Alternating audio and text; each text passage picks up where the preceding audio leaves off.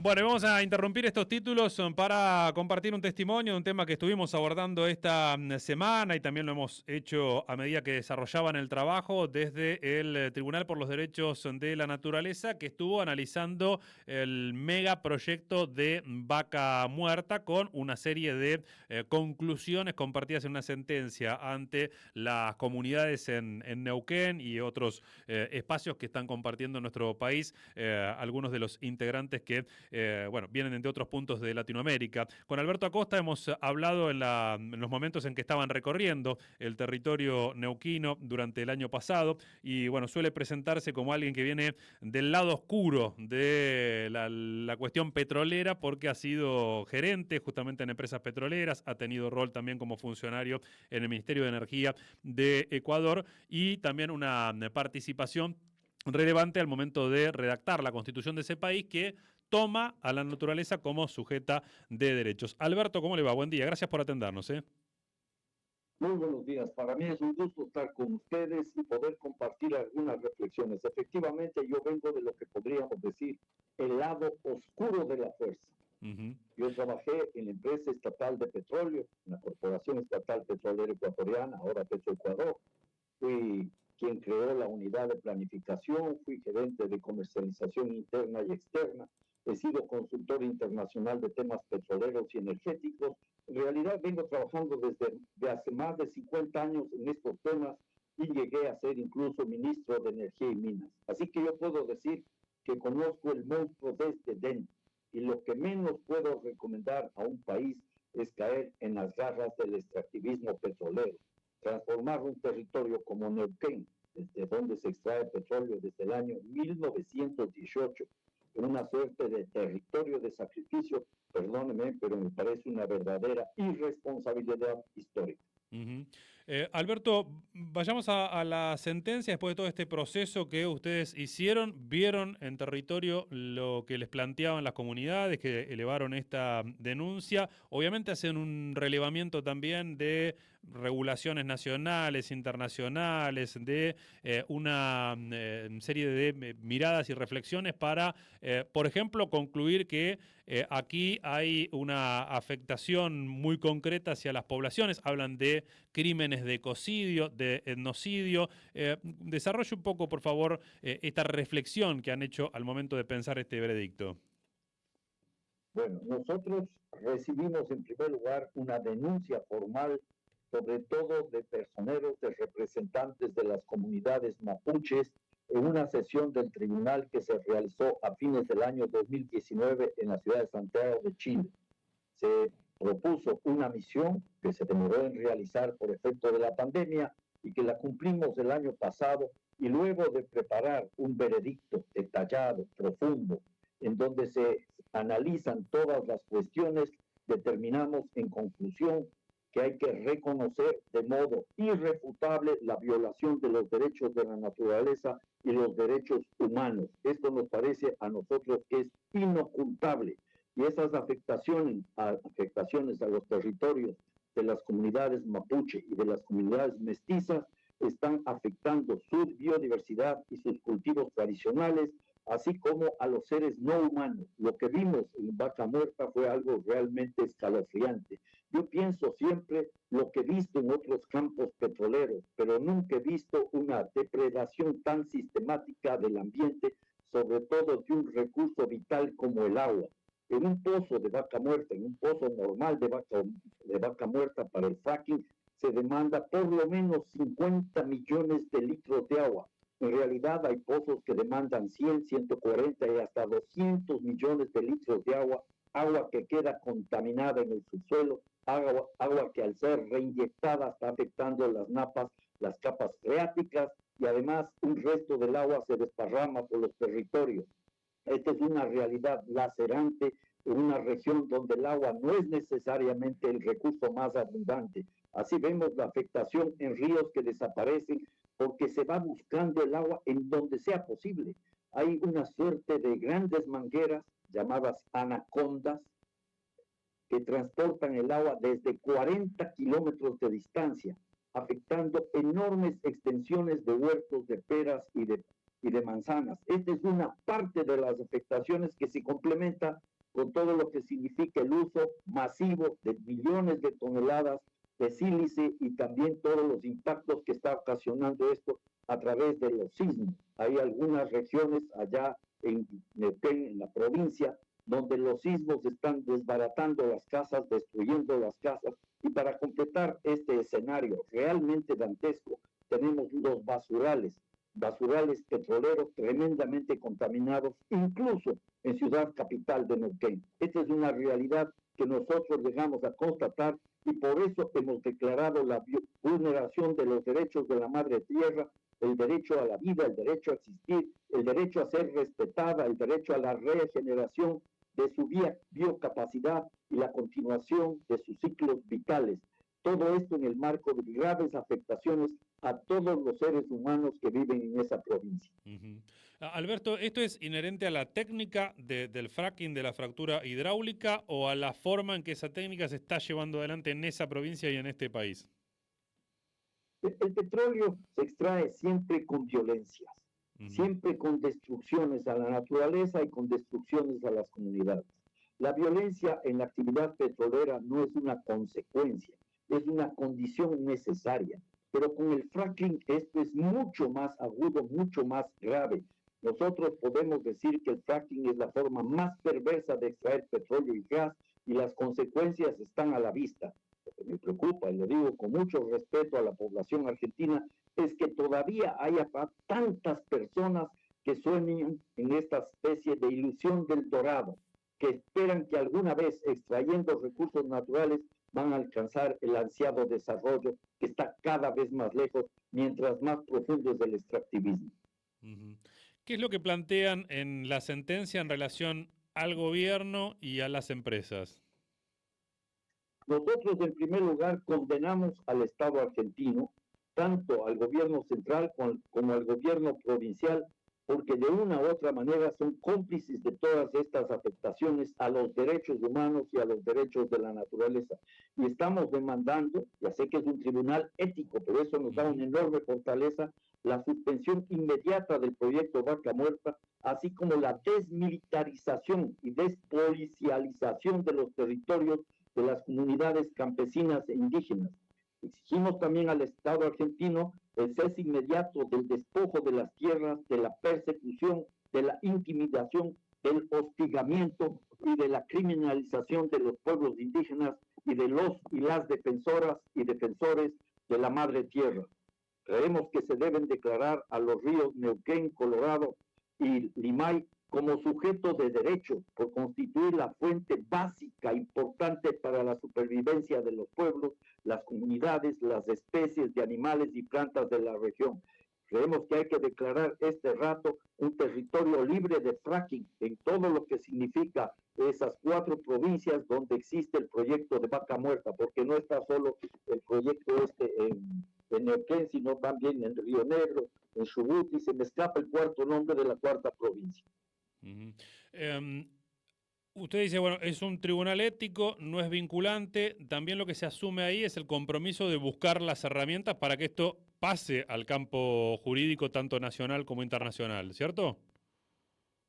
Así es, efectivamente. Siendo un tribunal ético, no tenemos sentencias vinculantes, pero siendo un tribunal ético, tenemos un potencial enorme que supera a la misma justicia de nuestros estados, porque somos independientes de cualquier poder, de cualquier presión, de cualquier influencia que no esté apegada al cumplimiento de la vigencia de los derechos humanos y de los derechos de la naturaleza, que no se oponen, al contrario, se complementan y se potencian. En ese contexto nosotros hacemos nuestro trabajo y hacemos nuestras propuestas.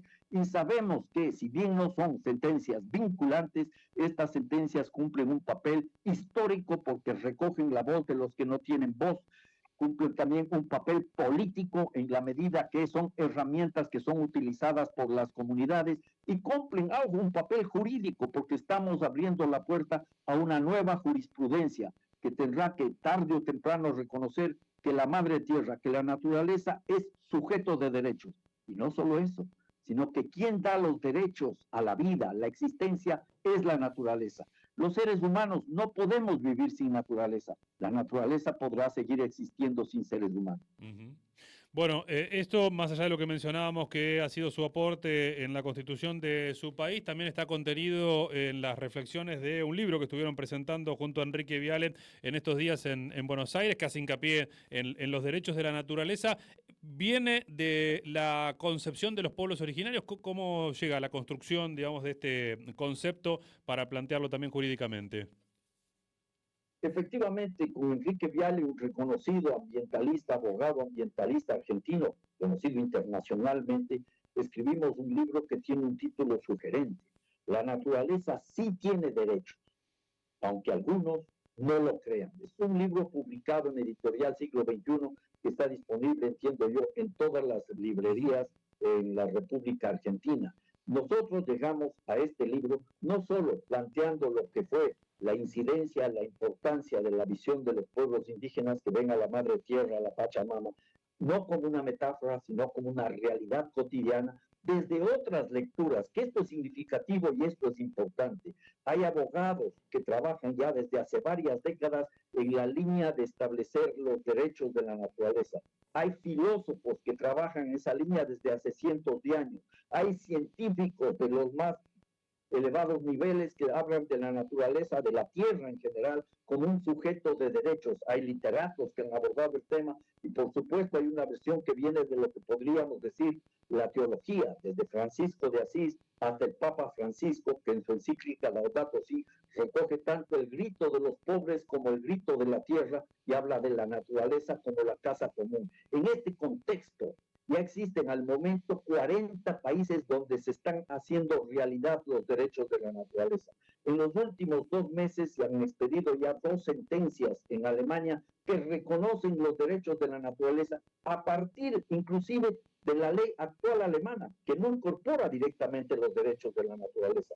Pero esa ley fundamental, la Grundgesetz, como dicen los alemanes, es la base de estos derechos de la naturaleza y a eso se suman legislaciones europeas y de la misma República Federal de Alemania. En España, el Mar Menor, al sur de Murcia, una laguna de sal enorme, tiene derechos, es sujeto de derechos. Lo mismo sucede en la India, en Nueva Zelanda, en Estados Unidos, y casi, como he dicho, y en 40 países. Todos los caminos conducen a Roma, se dice vulgarmente. Yo comienzo a afirmar que todos los caminos conducen a los derechos de la naturaleza y que estos derechos de la naturaleza, como decimos en el libro escrito con Enrique Viale, van a dar paso a una suerte de giro copernicano, a una gran transformación civilizatoria. Esperemos estar a la altura de esta demanda, sobre todo pensando en lo que les vamos a decir a nuestros nietos y a nuestras nietas cuando nos pregunten de qué lado estuvimos en el momento de salvar a la madre tierra, de garantizar la existencia para que ellos y ellas puedan seguir viviendo con dignidad. Alberto, le estamos hablando desde la ciudad de Bahía Blanca, no sé si la ubica, pero básicamente es una ciudad que contiene uno de los puertos más importantes de Latinoamérica y que puja con otros puertos de la Patagonia, se presenta como el puerto natural de Vaca Muerta, ¿no? Donde se acompañan todos estos desarrollos industriales con un discurso que invisibiliza todo lo que charlamos en la primera parte de esta conversación y que ustedes plasman en ese veredicto como si fuese posible algún desarrollo sustentable desde el puerto sin ver la implicancia que en el territorio deja ese modelo extractivo, pero a su vez ha sido históricamente un discurso, una narrativa que viene con la idea del progreso y del desarrollo como ejes centrales. Eso choca contra esto que usted está diciendo de frente, ¿no? Así es, estamos diciendo que hay que liberarnos de varias de las taras propias de la modernidad.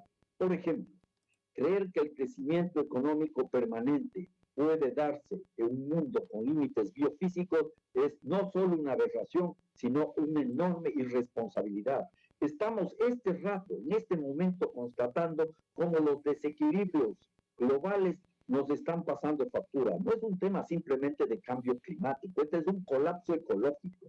Tremendas sequías en la Amazonía y en los Andes, y al mismo tiempo tremendas inundaciones en España, en Valencia, lluvias de granizo, inundaciones de granizo en los desiertos de Arabia Saudita. Y esa lista de situaciones anómalas podremos seguirla señalando y desmenuzando una tras una. Pero esto no es una casualidad, no son hechos aislados, es un efecto de la acción de los seres humanos. Pero no solo podemos decir que es el antropoceno, este es el capitaloceno, el capital que acumula destrozando permanentemente y que incluso pretende seguir acumulando diciendo que quiere enfrentar los problemas ambientales a través de la mal llamada economía verde. Entonces, en ese sentido es necesario enfrentar todas estas realidades, todas las falsas promesas de la modernidad, como es la misma idea del desarrollo y del progreso, y comenzar a encontrar otros caminos para construir esa vida digna para seres humanos y seres no humanos. Un asunto clave y fundamental. No se trata aquí de mantener una naturaleza intocada. Hay que apostar por la justicia ecológica, sí, pero tiene que venir de la mano de la justicia social. Si solo nos preocupamos de proteger la naturaleza, estaríamos haciendo un vulgar ejercicio de jardinería. Y de eso no se tratan los derechos de la naturaleza. Los derechos de la naturaleza van de la mano, ya lo dijo, de los derechos humanos. ¿Y ahí cuál es el límite? ¿Hay alguna experiencia, por ejemplo, que muestre algún abordaje adecuado de los bienes comunes que tenga tanto los conceptos de justicia ecológica, ambiental y justicia social? Bueno, hay muchos ejemplos en el planeta, ¿ya? Si nosotros, figurativamente hablando, hacemos silencio y escuchamos lo que está pasando en el mundo, vamos a oír con claridad ese otro mundo que está surgiendo. Hay una enorme cantidad de respuestas que surgen de muchos pueblos originarios. No todos los pueblos originarios están en esa línea. No se trata de romantizarlos, de idealizarlos, pero hay muchas cuestiones que podemos aprender y hay opciones concretas, directas, que tienen que ver, por ejemplo, con los pueblos en transición, con lo que tiene que ver con las propuestas que surgen desde los feminismos en clave de los cuidados de la vida, como tienen que ver todas aquellas propuestas que están planteando un cambio radical a nivel de la economía mundial, que me parece que es fundamental. Yo sé que esas son cuestiones muy complejas y difíciles, pero paulatinamente hemos ido proponiendo y hemos ido accediendo a determinados espacios.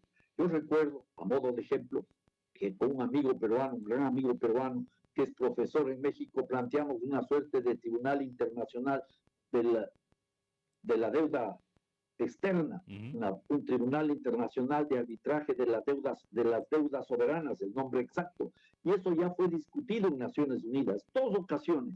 Y eso poco a poco se hará realidad en la medida que la conciencia de los pueblos se siga consolidando, la organización se siga cristalizando y las luchas y la movilización de resistencia sigan siendo a su vez propuestas y acciones de reexistencia, porque ese es el camino que tenemos que desplegar.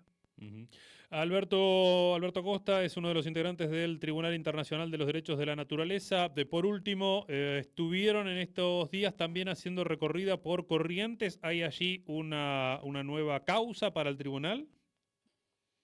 Exactamente, nosotros estamos abordando justamente en estos días el tema vinculado a lo que son las plantaciones forestales. Y hemos tenido oportunidad de recorrer parte de la provincia, no toda la provincia porque es gigantesca, y hemos constatado que este tipo de actividades forestales se repiten una y otra vez. Lo mismo se constató por parte del tribunal a principios de año en Biobío, en Chile, y es una lógica de acumulación que irrespeta sistemáticamente tanto los derechos humanos como los derechos de la naturaleza. Y uno puede ver las víctimas de la pérdida de biodiversidad que afecta a animales y plantas, las víctimas que tienen que ver con la destrucción de las fuentes de agua o el acaparamiento del agua, y las víctimas de los sectores humanos. Vemos a las comunidades de la zona a las cuales se les va literalmente cercando con una suerte de catacumbas forestales, porque hay que caminar por una de esas plantaciones que no son bosques, no podemos confundirlas con bosques, una serie de plantaciones, sobre todo de pino y también las de eucalipto, que tienen gravísimas afectaciones a la naturaleza y por lo tanto a la base misma de la vida de todas las comunidades circundantes. Alberto Acosta, muchísimas gracias. Que tenga buen día. Yo les agradezco mucho y les mando un fuerte abrazo y un feliz fin de semana. Hasta pronto, gracias igualmente. Alberto Acosta es economista, profesor universitario ecuatoriano, integrante del Tribunal Internacional de los Derechos de la Naturaleza.